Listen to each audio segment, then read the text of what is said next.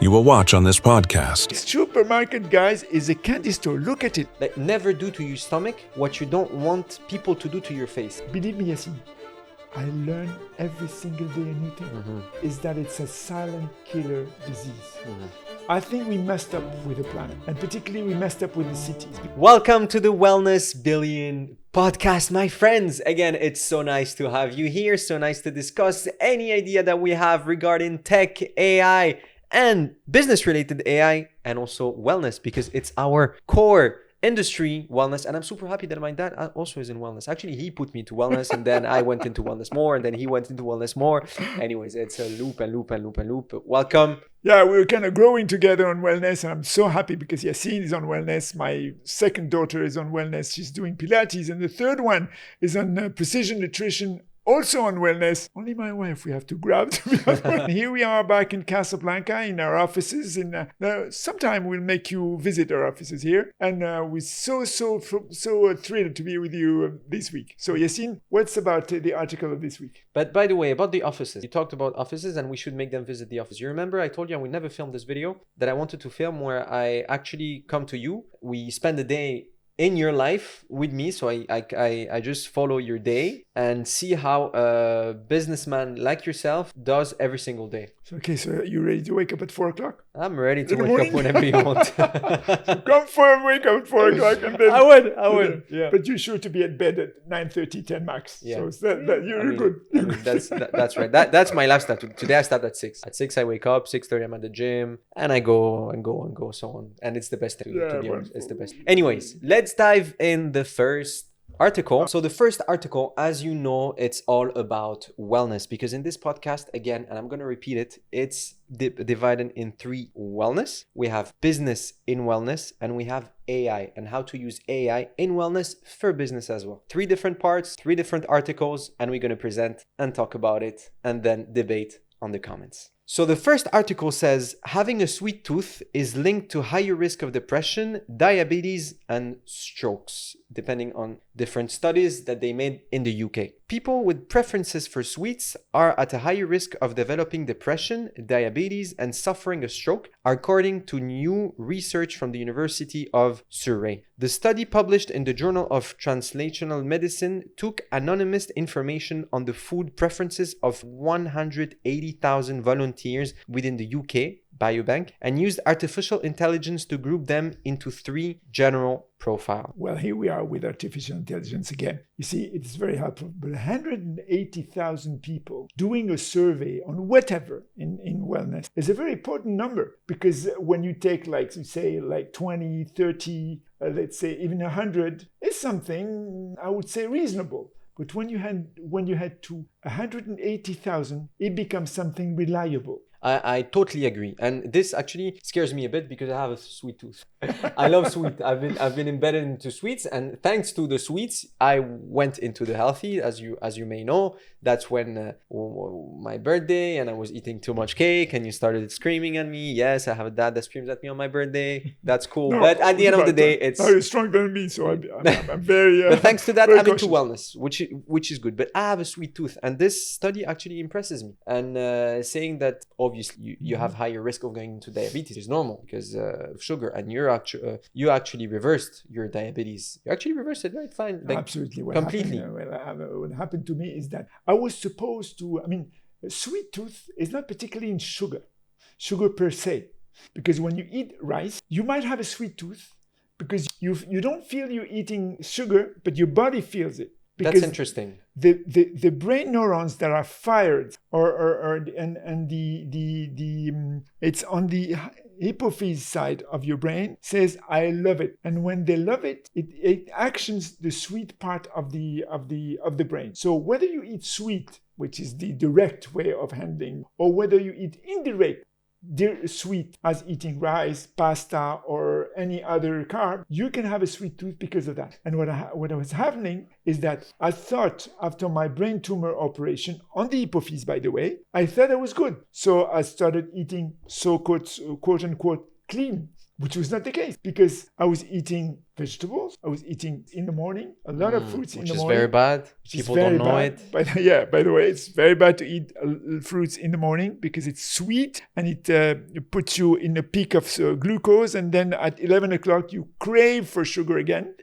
I'm sorry, I'm going to cut you because I really want to rebound on the fruit, because actually, yes, a lot of people think that eating fruits in the morning is healthy. A lot of actually dietitians give fruits in the morning to people, or maybe old types of nutritionists. For example, myself, one time I purchased a meal plan online because I want to do research, and I saw that they gave fruits to the people to eat in the morning, and then I was like, what kind of nutritionist did this meal plan to give people fruits in the morning? Because people associate fruits only healthy eating. Yes, but I think they link it to something else. They associate it with energy. So they tell you, okay, you eat fruits in the morning, you got a bunch of energy and you're ready to go. What happens is the opposite. Because you eat fruits, you have a peak of sugar running up and up and up. Let's say you eat at 8 o'clock. 10 o'clock, you are in your peak of sugar, like say 120, 130 for those who knows about diabetes, who are not diabetes, but you are 120, 130 when you're normal. When you're not normal, you're 180, 200, even with sugar, depending on the people. And what happens is that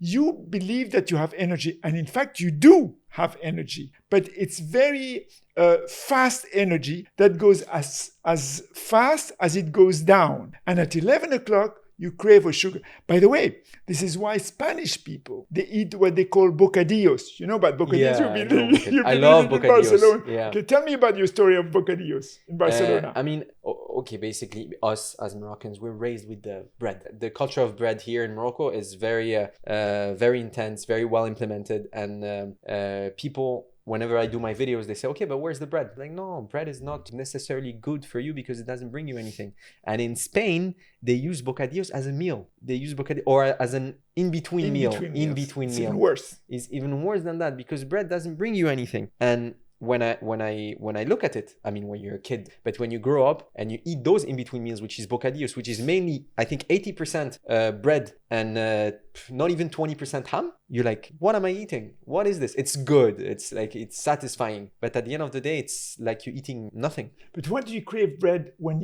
it's 10:30 in the morning? Because they eat fruits in the morning and they believe fruits is going to do something. So they really directed to eat bocadillos at 10:30, 11 in the morning, whereas they have their lunch at 2 o'clock, 2:30. They have a very late lunch. But this thing of eating fruit in the morning, then bocadillos at 10:30, then lunch at 2:30 is really a mess when you look at it from the metabolic perspective. You know, I learned from masters, because I know I learned a lot those 30 years because I wanted to be the best of my shape. And I looked at courses, I looked at people, I went into on giant shoulders, really researchers and so on and so forth, to be able to understand what's going on in our body. And maybe I learned more than someone who just goes to university, learns and then forgets about it or just practices what he used. I was on a daily basis learning. I'm still learning. And every morning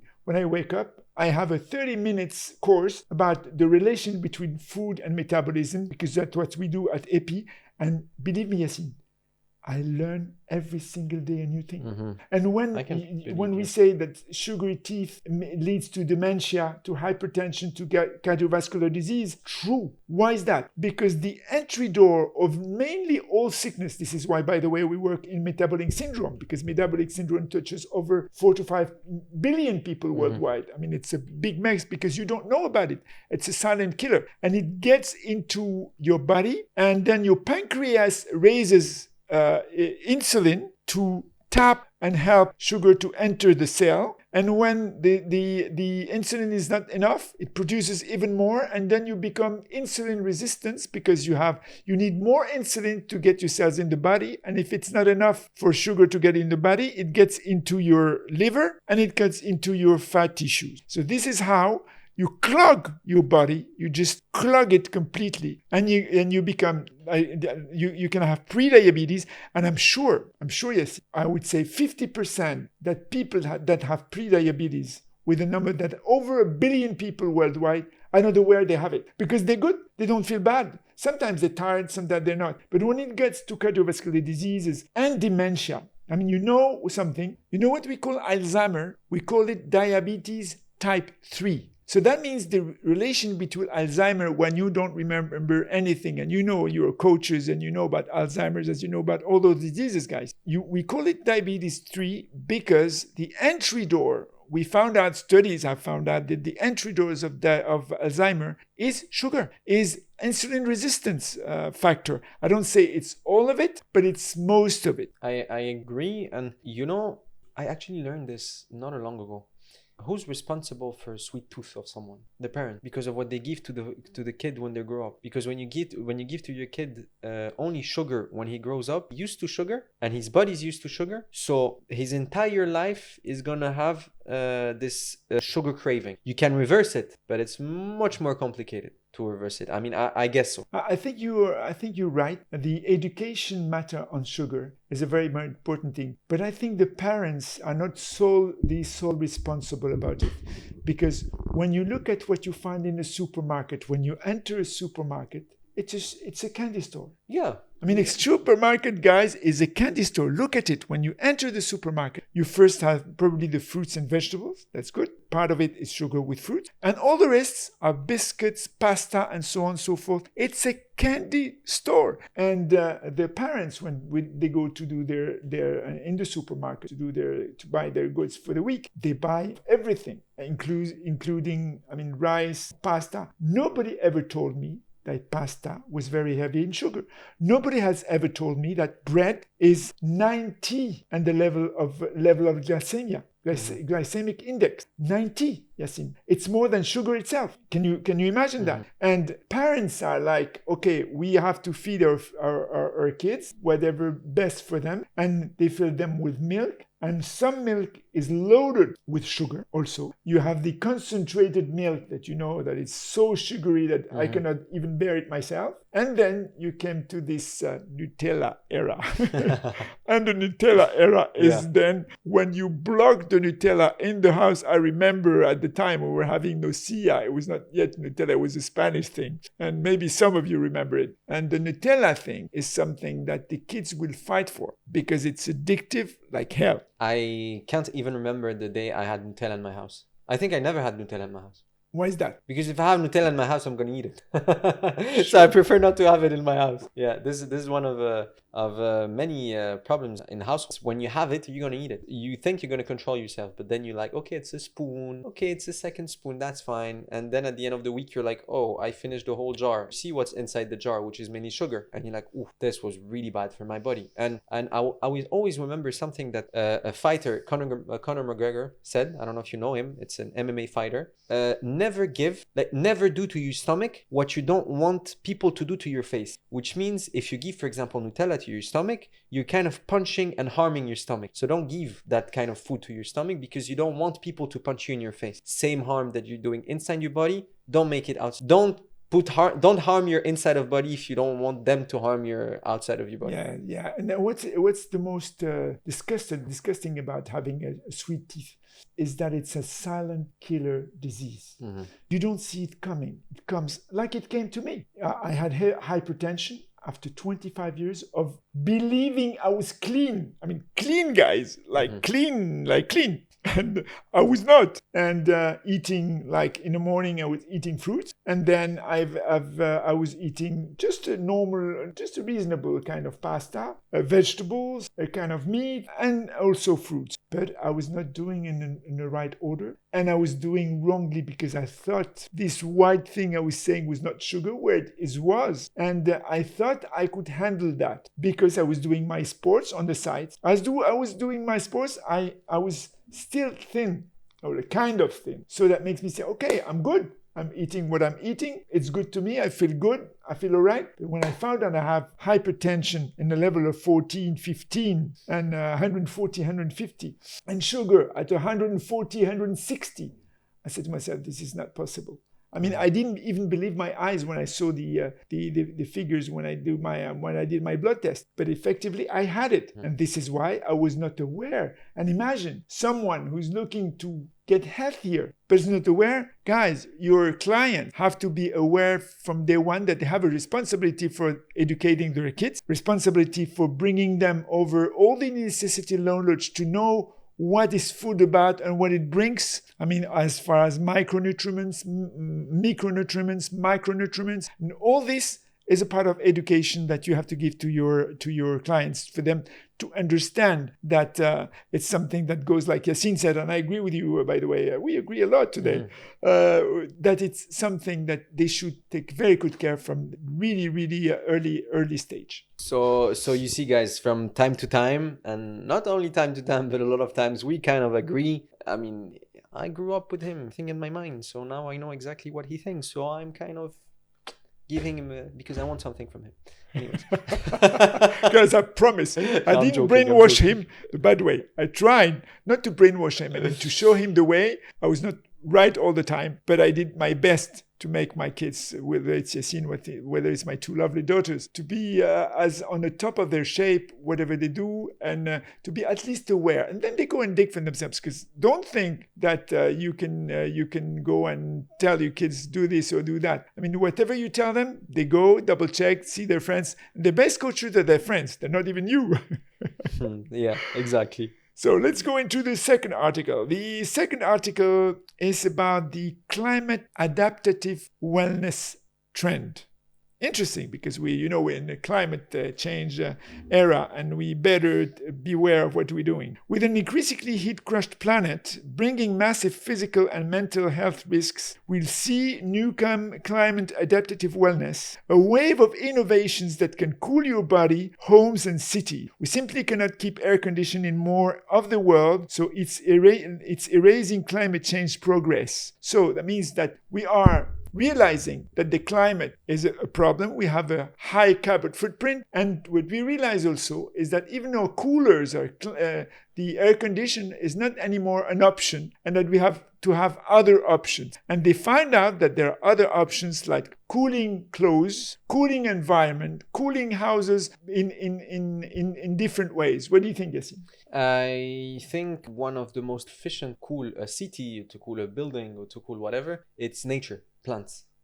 We several studies actually made this discovery that plants. It's like when you're going into a forest and you're let's give a simple example. You're in an island on the beach, directly on the beach, super hot because of the sun. The sun is heating you so hard and you feel so hot. But directly when you go a bit more inside where the trees are and everything, it cools down drastically. And I strongly believe that more and more cities, and actually very developed, the green buildings and all of that, I'm pretty sure partly to cool the city because of pollution, because of many different factors. But we're going to see in the future more and more green buildings.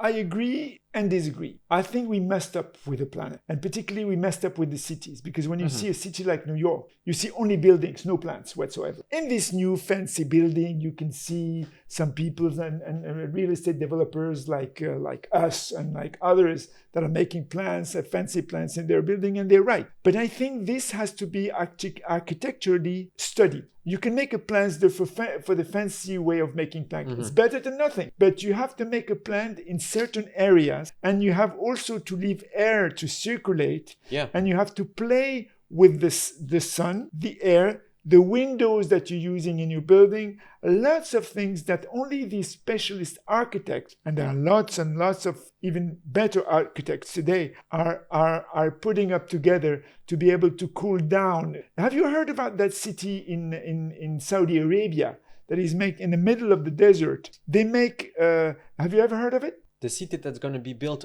upright? No, it's called Neon. It's a city that is in the middle of the desert, and what they made is that they had they digged into the sand, and they make a city with very close building together, and with a system of ventilation that makes the city probably something like 20 degrees less than the normal temperature. Really?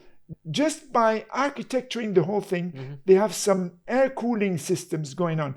And I was impressed, Guy, by one African architect that did a building. I think in Ghana. I saw that. I came into the city center of Ghana, and I was at Accra, and I saw a building that has holes in it, all over the building. And I asked what was these holes, where were these holes about? And I've been told that these buildings was imitating the ants' houses. I mean, you see the big houses of the ants, because of the way they ventilate their home, their house they build with their little piece of fingers and so on and so forth. And this holes was this building was imitating exactly the type of ants' house, and they didn't need any air conditioning. We come back to nature. Nature made this. Nature made this for a purpose. Small little animals are making this in their own kind of home for a reason. So imitating nature can also save the planet. Because I agree with what you said at the beginning. We messed up. Humankind messed up. We did mess up. You didn't. No, I didn't. We did. It's this I admit. Your generation and the generation before you messed up with the planet. And we are living the consequences, and who are actually going to live even more the consequences are my kids. And like we said in the previous podcast, we don't know 60 years from now what is going to happen with the soil. Well, I'm telling you something. I don't think your kids will live this life, because I think technology, particularly looking at quantum computing technology, in my book, again, Renaissance Now, what I say is that in the 10 years to come, technology will solve the climate problem. Mm-hmm. You were talking about plants. Plants are the best absorber the carbon, and moreover, plants is algae that are absorbent of the plants. Mm-hmm. And the best absorber of the plants are whales that are on the seas. Maybe you didn't know that, but the whales are very, very strong absorbers of CO2. And so the sea environment, which is almost 70% of the worldwide mapping, is absorbing a lot. So when we destroy the sea by putting up oil and degassing the boats and so on and so forth, it destroys this environment that is supposedly absorbing most of the carbon. And this is why we're suffering. The plants you have in your home, or plants you have in the gardens, or plants you have all around you, one of the most potent absorbers. And you have, I agree. You have different trees to do that do it more than others. It's a big chunk of the absorbance of the carbon. Let me ask you a question. What about plants inside the bedroom? Depends which plant. You have plants that absorb the carbon and plants that allow clean air. And they're known. I don't know the names of the plants, but I think I sent to your mom one day a list of plants to say, okay, look at those plants if they're around and buy some, because they absorb the carbon and the room is kept clean. But others are hurting when you put them in the room. That's what I've been told for a long time. So go ahead. Shoot it. No. That's exactly what you said. I've been told that plants in the bedroom is not good because they're absorbing sort of an important in the air, and it doesn't let you sleep well. And anyways, that was bad. And I just wanted to have your input on this. Some of them absorb the carbon, but they emit some gases which are harsh to your body. So you have to look at this equation, and you have to mitigate between what you put and what you get. But plants are overall something just wonderful. And I think some cities, like Casablanca, the city we're living, don't have enough plants by far. It's changing. We're starting to see a big change. We're starting to see a lot of green spaces, and I strongly believe this is change. Yes, but I say something. You only change things when you allow people to walk on your city. And this is happening as well. Casablanca maybe you don't see it in your neighborhood, but in my neighborhood, I see it. Okay, because your neighborhood is brand new. Yeah. I mean, the guy is thinking about his neighborhood. His neighborhood is about 3 years old. People are mapping the neighborhood as, I would say, in the middle of Helsinki. And he thinks that all Casablanca is like this. Casablanca is improving. I agree. Yeah. But at the end of the day, it's been a long time I didn't say at the end of the day. It's improving, but it's a huge city. I mean, at 12 o'clock at noon, Casablanca is over 5 or 6 million people. Very hard to retrofit. It takes time. Let's dive into our third article. It's kind of getting dark here. It's kind of a good vibe. You have a good vibe here in your office, getting dark. My office always have a good vibe. You know why, guys? Because I spend almost 14 hours a day in my office. And you must have a good vibe in your office, to be honest. I better. It's an old-fashioned office, but I just love it. Yeah. And actually, you changed the color. Yes, because I needed some new, fresh vibe for Yeah, you to be. true. And by the way, his office True. is just next to mine. Yeah. So it's the same style, same type, but Just a bit little smaller. Yes, A lot smaller. All right, guys. Well, let's dive into the third article, which again, the third article is about AI. AI and wellness data in personal health management. The application of AI to wellness data has ushered in a new era of personal health management where every heart and breathe can be analyzed to provide personalized, real-time healthy recommendations. The key theme driving to these trends are the infusion of wellness data into lifestyle, the integration of wellness data across data source, and the communication with data. What do you think about that, knowing that you're actually deep into it?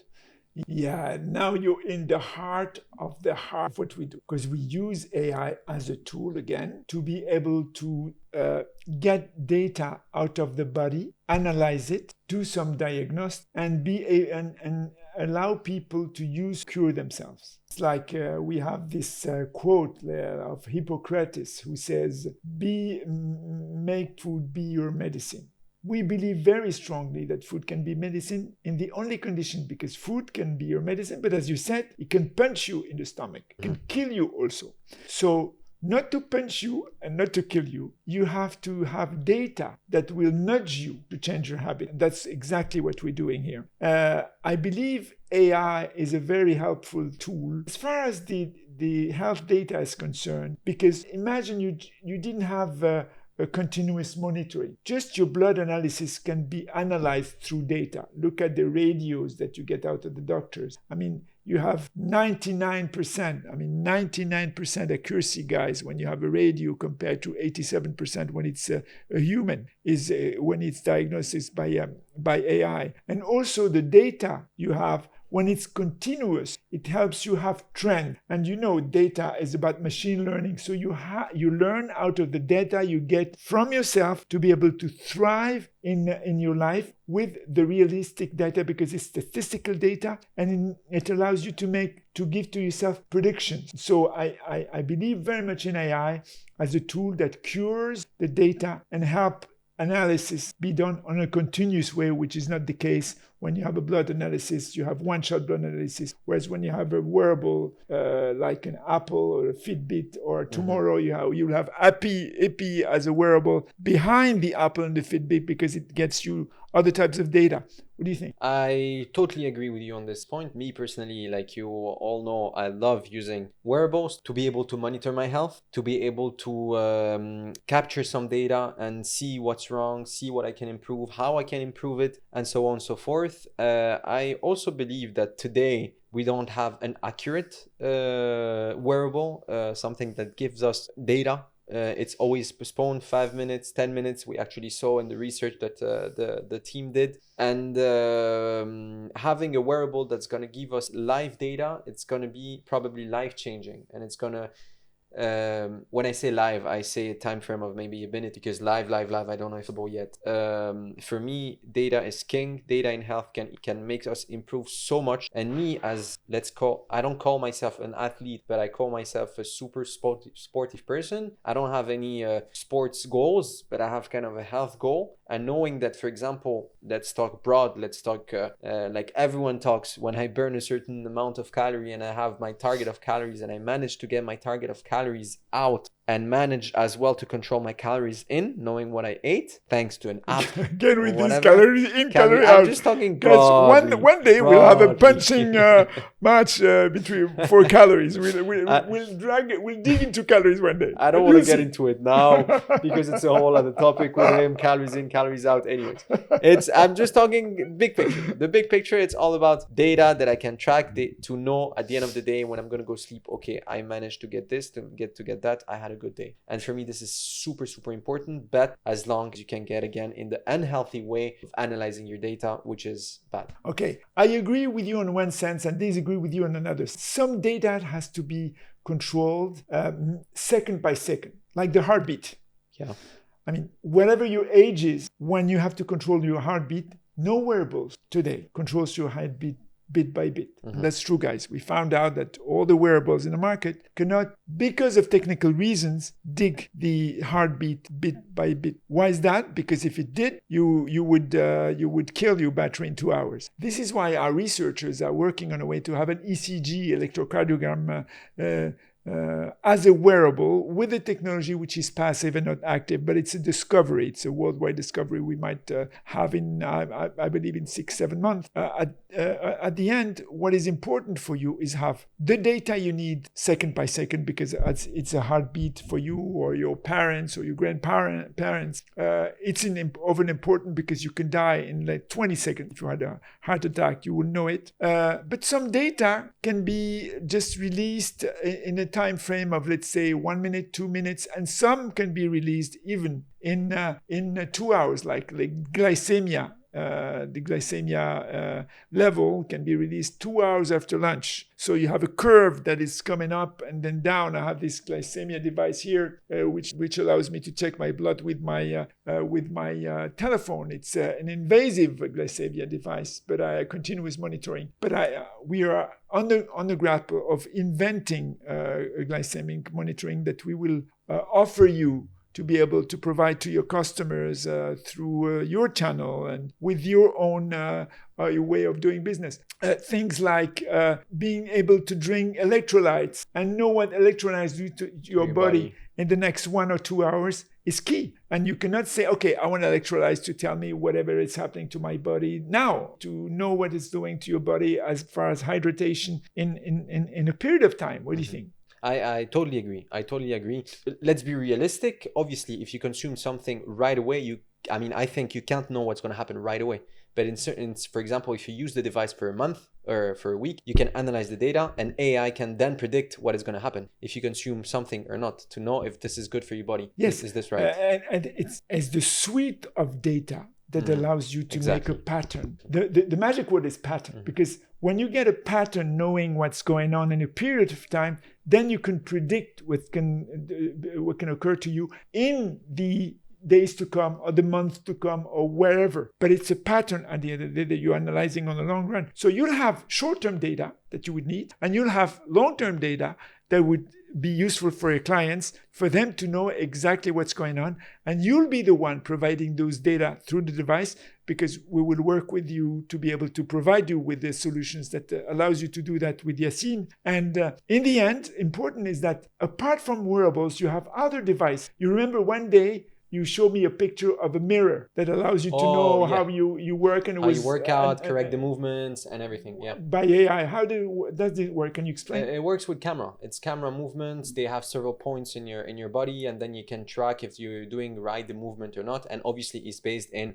thousands and maybe millions of movements done, and I think there's a margin of error because not everybody has the exact movement, and then it detects if you're doing right, how you can correct, or how you can better your movement. Yeah, and you also have those wearable, those clothes that are cooling your body according to the level of heat that you have. It's a previous article, we could have talked about it, but you have cooling devices that allows you also to cool your body what you wear. So you have also drinks that cool down your body, and those electrolyte drinks, those drinks that are giving you the ability to cool your body and control it through your wearable, because you see your temperatures dropping nearly real time. And this is very helpful, because as low as your body temperature is close to 37 degrees, the better it is. And you have lots of devices wherever you go that are based, like we said, on